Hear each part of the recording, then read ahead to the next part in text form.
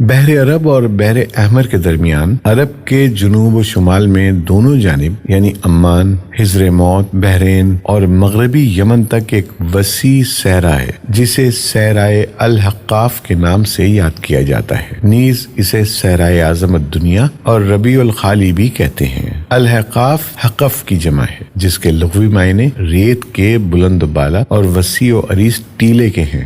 اس لقدق بیاباں صحرا میں سفر کرنا تو دور کی بات ہے، اس کے اندر قدم رکھنے کا بھی تصور نہیں کیا جا سکتا کہ موت کی اس وحشتناک وادی کی جانب رخ کرنا خودکشی کے مترادف ہے۔ یہی وجہ ہے کہ مقامی بدوؤں سے لے کر مہم جو سیاحوں تک کوئی اس صحرا کے قریب جانا پسند نہیں کرتا۔ سفید اور باریک ریت کے ہزاروں فٹ اونچے پہاڑوں میں اگر کوئی شے پھینکی جائے تو وہ لمحوں میں غرق ہو جاتی ہے اور ریت کی سطح پر جنبش تک نہیں ہوتی۔ یہ صحرا اللہ بزرگ و برتر کی کھلی نشانیوں میں سے ہے اور اہل دنیا کے لیے جائے عبرت بھی۔ الحقاف نامی اس بھیانک وادی کو دیکھ کر یہ گمان بھی نہیں کیا جا سکتا کہ یہ کسی زمانے میں دنیا کا سب سے زیادہ سرسبز و شاداب علاقہ تھا، جہاں بے شمار پھلوں اور پھولوں کے وسیع باغات، ٹھنڈے پانی کے چشمے، آبشاریں اور بلند و بالا عمارتیں تھیں،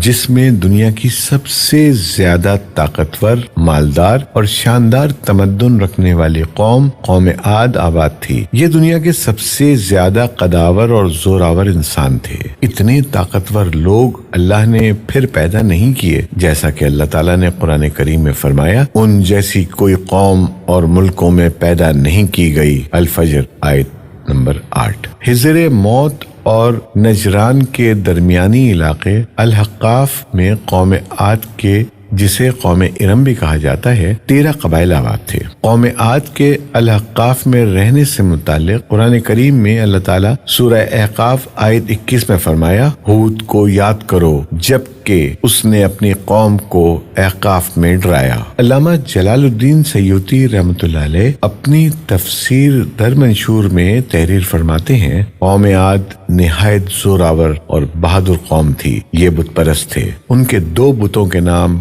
حمود اور حب بیان کیے گئے ہیں۔ ابن کثیر رحمۃ اللہ علیہ نے اپنی تفسیر میں تیسرے بت کا نام سمد بیان کیا ہے۔ طوفان نوح علیہ السلام کے بعد قوم عاد ہی وہ قوم تھی جو سب سے پہلے کفر و شرک میں مبتلا ہو کر بتوں کی پجاری بنی۔ انہیں اپنے پتھروں کے خداؤں پر بڑا گھمنڈ تھا۔ ان کی معاشی حالت تو بہت عمدہ تھی، لیکن جہالت، گمراہی، جھوٹ، بے حیائی، باطل اقوال اور فاسد خیالات نے انہیں معاشرتی طور پر تباہی کے کنارے پر پہنچا دیا تھا۔ چنانچہ کفر و شرک کے سمندر میں غرق قوم عاد کی بدعمالیاں جب اپنی آخری حدود پار کر گئیں تو اللہ تعالیٰ نے انہی میں سے اپنے ایک نیک بندے حضرت ہود علیہ السلام کو پیغمبر بنا کر مابعوث فرمایا۔ چنانچہ قرآن کریم میں اللہ تعالیٰ کا ارشاد ہے، اور ہم نے قوم عاد کی طرف ان کے بھائی ہود کو بھیجا۔ انہوں نے کہا، بھائیوں، اللہ ہی کی عبادت کرو، اس کے سوا تمہارا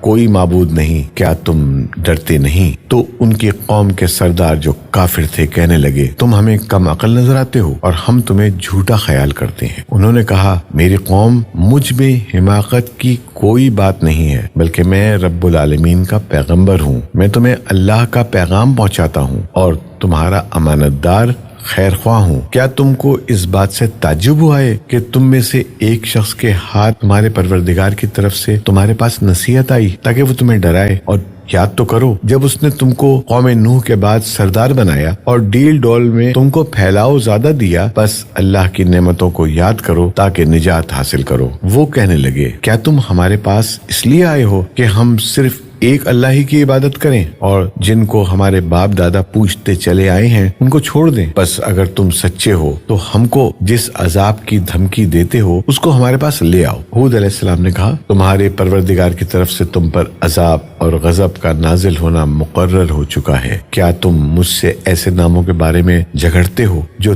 تم نے اور تمہارے باپ دادا نے اپنی طرف سے رکھ لیے ہیں جن کی اللہ نے کوئی سند نازل نہیں کی، تو تم بھی انتظار کرو، میں بھی تمہارے ساتھ انتظار کرتا ہوں۔ پھر ہم نے ہود کو اور جو لوگ ان کے ساتھ تھے ان کو نجات بخشی، اور جنہوں نے ہماری آیات کو جھٹلایا تھا ان کی جڑ کاٹ دی، اور وہ ایمان لانے والے تھے ہی نہیں۔ الاعراف آیت نمبر 65 تا 72۔ حضرت ہود علیہ السلام ایک طویل عرصے تک اپنی قوم کو واعظ و نصیحت کرتے رہے۔ کبھی وہ انہیں اللہ کی طرف سے عطا کردہ نعمتوں کی یاد دلاتے تو کبھی عذاب الہی سے ڈراتے، لیکن وہ بہرے اور اندھے بنے رہے۔ تاریخی کتب میں ہے کہ حضرت ہود علیہ السلام مسلسل 50 برس یا اس سے بھی زیادہ درس و نصیحت میں مصروف رہے۔ قوم عاد کے 13 قبائل میں سے لقمان اور خلجان نامی قبائل نہایت طاقتور تھے اور انہیں حکمراں کی حیثیت حاصل تھی۔ حضرت ہود علیہ السلام نے جب دعوت حق دی اور کفر و شرک چھوڑ کر ایک اللہ کی بندگی کی طرف بلایا تو لقمان قبیلے نے سخت مزاحمت کی اور حضرت ہود علیہ السلام کے دشمن ہو گئے۔ اس کے برعکس دوسرے قبیلے خلجان نے حضرت ہود علیہ السلام کی باتوں پر غور و خوض کیا اور ان میں سے اکثر جلد ہی آپ علیہ السلام کی دعوت کو قبول کر کے ایمان لے آئے۔ حضرت ہود علیہ السلام نے اپنی قوم کو راہ حق پر گامزن کرنے کی ہر ممکن کوشش کی، مگر قوم نے ان کی دعوت قبول کرنے سے انکار کر دیا، تو بالآخر انہوں نے بارگاہ الہی میں مدد کے لیے دست دعا دراز کیے، جسے قرآن کریم نے سورۃ المومنون آیت نمبر 39 میں یوں بیان کیا۔ نبی علیہ السلام نے دعا کی کہ اے پروردگار، انہوں نے مجھے جھوٹا کہا ہے پر تو میری مدد فرما۔ اللہ نے اپنے نبی علیہ السلام کی فریاد کے جواب میں فرمایا، جو کہ سورہ مومنون آیت 40 میں ہے، اے نبی، یہ بہت جلد اپنے کیے پر پچھتانے لگیں گے۔ اللہ تعالیٰ نے اپنے نبی علیہ السلام کی دعا قبول فرمائی اور قوم عاد پر عذاب کی ابتدا ہو گئی۔ بادلوں کے فرشتوں کو حکم دیا کہ اب بارش نہ برسائی جائے، چشموں کے فرشتوں کو حکم دیا کہ ان کے ٹھنڈے، میٹھے اور شفاف پانی سے لبریز چشموں اور آبشاروں کو خشک کر دو۔ چنانچہ دیکھتے ہی دیکھتے ان کے سرسبز و شاداب کھیت کھلیان سوکھنے لگے اور مویشی مرنے لگے، یہاں تک کہ لوگ پینے کے پانی تک کو ترسنے لگے۔ کثیر تعداد میں پیدا ہونے والے پھل اور اناج ناپید ہو گئے۔ پوری قوم خشک سالی کا شکار ہو کر بدحال اور پریشان ہو گئی۔ یہ سلسلہ مسلسل 3 سال تک جاری رہا۔ حضرت ہود علیہ السلام سے اپنی قوم کی یہ پریشانی دیکھی نہ جاتی تھی۔ آپ علیہ السلام بہت افسردہ اور پریشان رہتے، اور پھر ایک دن انہوں نے اپنی قوم سے فرمایا، جس کا ذکر سورہ ہود آیت 52 میں اس طرح آتا ہے، اے میری قوم کے لوگوں، تم اپنے پالنے والے سے بخشش مانگو، اس کے آگے توبہ و استغفار کرو، تم پر آسمان سے موسلادھار مہ برسائے گا اور تمہاری طاقت و قوت میں اضافہ فرمائے گا، اور دیکھو گناہگار بن کر روگردانی نہ کرو۔ قرآن کریم اور احادیث مبارکہ میں توبہ و استغفار کے بڑے فوائد بیان فرمائے گئے ہیں۔ ابن ماجہ اور ابو داؤد میں حدیث مبارکہ ہے کہ جو پابندی سے استغفار کرتا ہے، اللہ تعالیٰ اس کے لیے ہر فکر سے کشادگی اور ہر تنگی سے راستہ بنا دیتا ہے، اور اسے ایسی جگہ سے روزی دیتا ہے جو اس کے وہم و گمان میں بھی نہیں ہوتی۔ بہرحال حضرت ہود علیہ السلام کے لاکھ سمجھانے کے باوجود اس قوم پر کوئی اثر نہ ہوا، بلکہ نہایت ڈٹائی کا مظاہرہ کرتے ہوئے کہنے لگے کہ ہم محض تیرے کہنے پر اپنے آباء و اجداد اور اپنے ان معبودوں کو کیوں چھوڑ دیں۔ قرآن کریم نے سورہ الہود میں اسے یوں بیان فرمایا ہے، اے ہود، تم ہمارے پاس کوئی دلیل تو لائی نہیں، اور ہم صرف تمہارے کہنے سے نہ اپنے معبودوں کو چھوڑنے والے ہیں اور نہ تم پر ایمان لانے والے، بلکہ ہم تو یہ سمجھتے ہیں کہ ہمارے کسی معبود نے تمہیں آصف زدہ دیوانہ کر دیا ہے۔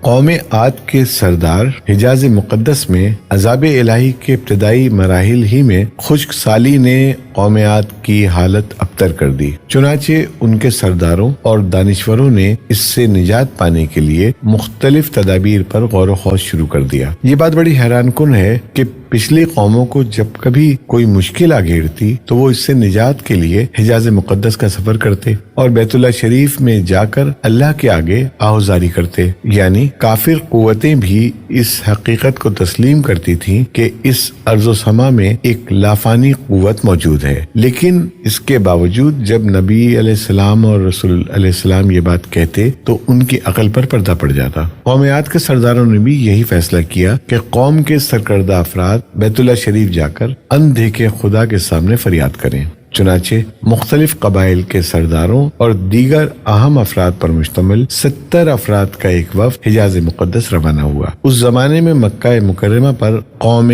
عمالیق کی حکمرانی تھی، جس کا سردار معاویہ بن بکر تھا، اور معاویہ کی والدہ قوم عاد سے تعلق رکھتی تھی۔ ویسے بھی معاویہ بن بکر قوم عاد کی شان و شوکت سے بڑا مرعوب تھا، چنانچہ اس نے وفد کی بڑی خاطر مدارات کی اور اسے بڑے عزت و احترام سے اپنے یہاں ٹھہرایا۔ تبری کی روایت ہے کہ اس وفد میں 2 افراد مرشد بن سعد اور لقمان بن لقیم صاحب ایمان اور حضرت ہود کے پیروکار تھے۔ غالباً ان کا تعلق قبیلہ خلجان سے ہوگا۔ ان دونوں کے علاوہ باقی سب کافر اور بت پرست تھے۔ معاویہ نے ان کے اعزاز میں رقص و سرور کی محافل کا اہتمام کیا اور تقریباً 1 ماہ تک یہ لوگ اپنے آنے کا مقصد فراموش کر کے عیش و عشرت اور شراب و شباب کی محافل میں مدہوش رہے۔ جب ان کا قیام طویل ہو گیا تو معاویہ بن بکر کو ان کے واپس جانے کی فکر لاحق ہوئی۔ کافی سوچ بچار کے بعد اس کے ناچنے گانے والیوں کے ذریعے چند اشعار کی صورت میں انہیں ان کے آنے کے مقصد کی یاد دہانی کروائی، جس پر وفد کو ہوش آیا۔ تاریخی کتب میں درج ہے کہ اس موقع پر وفد میں شامل مرشد اور لقمان نے ایک بار پھر انہیں سمجھانے کی کوشش کی کہ جو کچھ حضرت ہود علیہ السلام کہتے ہیں اس پر ایمان لے آؤ، لیکن وہ نہ مانے۔ وفد بیت اللہ شریف گیا اور بارش کی دعائیں مانگنی شروع کی۔ ابھی تھوڑی ہی دیر گزری تھی کہ اللہ تعالیٰ نے آسمان پر 3 رنگوں کے بادل بھیج دیے، جن میں ایک سفید تھا، دوسرا سیاہ اور تیسرا سرخ۔ اس کے ساتھ ہی آسمانوں سے ندائے غیب آئی، اپنے اور اپنی قوم کے لیے ان تینوں میں سے کسی ایک کو پسند کر لو۔ چنانچہ وفد نے سوچ بچار کے بعد سیاہ بادل کو اپنے لیے پسند کر لیا، جس کے ساتھ ہی سرخ اور سفید ٹکڑے آسمان سے غائب ہو گئے اور ابر سیاہ آہستہ آہستہ آسمان پر چھانے لگا۔ وہ لوگ اپنی دعا کی قبولیت پر بڑے خوش تھے اور سمجھتے تھے کہ اب خشک سالی ختم ہو جائے گی۔ چنانچہ پوری قوم نے خوشیاں منانی شروع کر دی، لیکن حضرت ہود علیہ السلام سمجھ گئے تھے کہ یہ عذاب الہی ہے، لہٰذا انہوں نے ایک بار پھر اپنے قوم کو مخاطب کرتے ہوئے فرمایا، اے میری قوم، یہ اللہ کا عذاب ہے جو تم پر نازل ہوا چاہتا ہے۔ پھر انہوں نے اللہ تعالیٰ کا فرمان انہیں سنایا جو سورہ الاحقاف آیت 24 میں ہے، نہیں بلکہ دراصل یہ ابر وہ عذاب ہے جس کی تم جلدی کر رہے تھے، یہ ہوا کا طوفان ہے جس میں دردناک عذاب چلا آ رہا ہے، جو اپنے رب کے حکم سے ہر چیز تباہ کر ڈالے گا۔ حدیث شریف میں آتا ہے کہ اماں عائشہ صدیقہ رضی اللہ تعالیٰ عنہا نے حضور نبی کریم صلی اللہ علیہ وسلم سے پوچھا، یا رسول اللہ صلی اللہ علیہ وسلم، لوگ تو بادل دیکھ کر خوش ہوتے ہیں کہ اب بارش ہوگی، لیکن آپ صلی اللہ علیہ وسلم کے چہرے پر اس کے برعکس تشویش کے آثار نظر آتے ہیں۔ آپ صلی اللہ علیہ وسلم نے فرمایا، عائشہ، اس بات کی کیا ضمانت ہے کہ اس بادل میں عذاب نہیں ہوگا؟ جب ایک اور قوم ہوا کے عذاب سے ہلاک کر دی گئی، اس قوم نے بھی بادل دیکھ کر کہا تھا، یہ بادل ہے جو ہم پر بارش برسائے گا۔ بخاری۔ حضرت عائشہ رضی اللہ تعالیٰ عنہ فرماتی ہیں کہ جب تیز ہوا چلتی تو نبی کریم صلی اللہ علیہ وسلم یہ دعا مانگتے، اے اللہ، میں تجھ سے اس کی خیر کا طالب ہوں، اور جو اس میں ہے اس کی خیر کا، اور جو تو نے اس میں شر رکھا ہے تو اس سے اور اس کے شر سے میں آپ کی پناہ مانگتا ہوں۔ صحیح مسلم۔ حضرت عائشہ رضی اللہ تعالیٰ عنہا فرماتی ہیں کہ جب آسمان پر بادل چھا جاتے تو حضور اکرم صلی اللہ علیہ وسلم کے چہرے کا رنگ متغیر ہو جاتا، آپ صلی اللہ علیہ وسلم پر خوف کی سی کیفیت طاری ہو جاتی، جس سے آپ صلی اللہ علیہ وسلم بے چین ہو جاتے، کبھی باہر نکلتے، کبھی اندر داخل ہوتے، کبھی آگے ہوتے، کبھی پیچھے، پھر جب بارش برستی تو پھر خوشی طاری ہو جاتی تھی۔ حضرت عائشہ فرماتی ہیں کہ یہ کیفیت دیکھ کر میں نے خدمت اقدس میں سوال کیا تو آپ صلی اللہ علیہ وسلم نے فرمایا، اے عائشہ، کہیں ایسا نہ ہو جائے جو قوم عاد نے کہا تھا۔ پھر اس آیت کی تلاوت فرمائی۔ جب قوم عاد نے اس عذاب کو بصورت بادل اپنی بستیوں کی طرف آتے دیکھا تو کہنے لگے، یہ تو بادل ہے ہم پر بارش کرنے والا۔ ترمذی، ابن ماجہ۔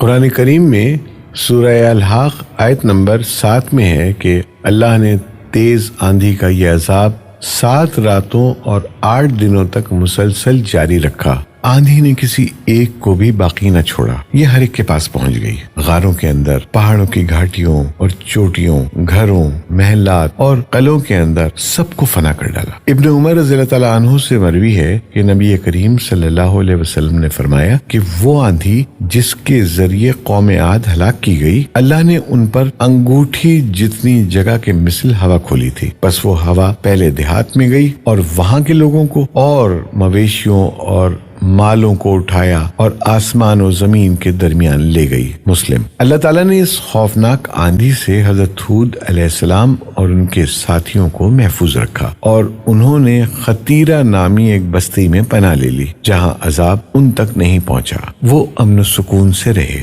اللہ تعالیٰ نے قرآن کریم کے مختلف مقامات پر قوم عاد پر نازل ہونے والے عذاب کا تذکرہ فرمایا ہے تاکہ کفر و شرک اور غرور و تکبر میں مبتلا لوگوں کو تنبیہ ہو۔ اس کے علاوہ قرآن کریم کی ایک سورت کا نام حضرت ہود کے نام پہ سورہ ہود ہے۔ قرآن پاک کے 11ویں پارے میں موجود یہ سورہ مبارکہ 123 آیات اور 10 رکوعات پر مشتمل ہے۔ سورہ ہود مکی ہے۔ یہ اس دور میں نازل ہوئی کہ جب کفار مکہ کا ظلم و ستم اپنے عروج پر تھا، چنانچہ سورہ ہود میں ان پچھلی قوموں کا تذکرہ ہے جو اللہ کے نبیوں اور رسولوں کی تکذیب کر کے قہر الہی کا نشانہ بنی اور تاریخ کے صفحات پر ہمیشہ کے لیے عبرت کا نمونہ بن گئی۔ سورہ ہود میں 7 پیغمبروں کے قصص و واقعات درج ہیں، لیکن اس سورت کو حضرت ہود کے نام سے منسوب کرنے سے معلوم ہوتا ہے کہ حضرت ہود کے قصے اور قوم عاد پر نازل ہونے والے عذاب کو خاص اہمیت حاصل ہے۔